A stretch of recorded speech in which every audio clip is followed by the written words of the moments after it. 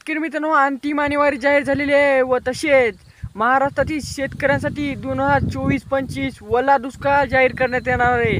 व या ओल्या दुष्काळामध्ये कोणकोणते जिल्हे म्हणजे की हे 5 जिल्हे समाविष्ट असणार आहेत.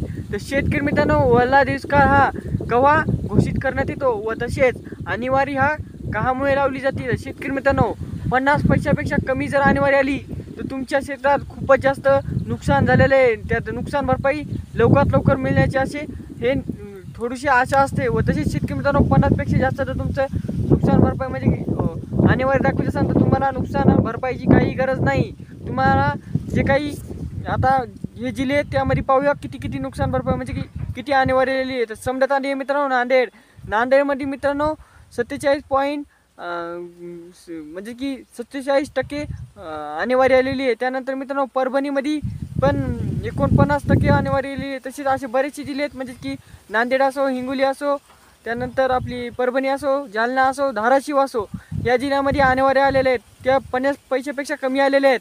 म्हणजे की कोणाच्या 47, 48 किंवा कोणाच्या 34-35 पण आल्या आहेत. तर जितकी कमी आणेवारी आली तितके जास्त म्हणजे की ज्या आणेवारी कमी कधी येते तर शेतकरी मित्रांनो, तुमच्या जिल्ह्यामध्ये ज्या गावामध्ये खूपच जास्त नुकसान होते, त्यानंतर खूपच जास्त क्लेम किंवा खूपच जास्त पीक विम्याच्या नोंदण्या होतात, त्यानंतर त्यावर त्या जिल्हा अधिकारी आणेवारी ते करते की आपल्या जिल्ह्यामध्ये किती आणेवारी येणार आहे किंवा किती येऊ शकते.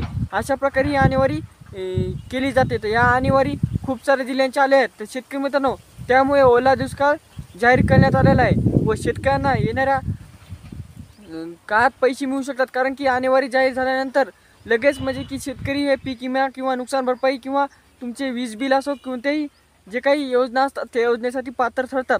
तर आणेवारी जितकी 50 पैशापेक्षा कमी आली तितकी चांगली असते. तर शेतकरी मित्रांनो, या 5 जिल्ह्यातील आणेवारी खूप कमी आलेली आहे.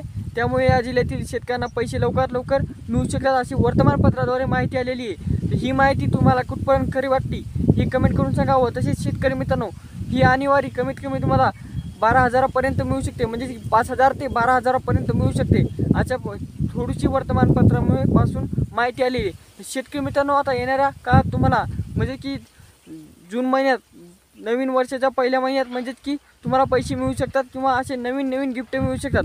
त्यामुळे लगेच चॅनल सबस्क्राईब करून ठेवा आणि लगेच अपडेट आली की तुमच्यापर्यंत पोहोचण्याचे काम करेन. भेटूया नेक्स्ट व्हिडिओमध्ये. तोपर्यंत धन्यवाद.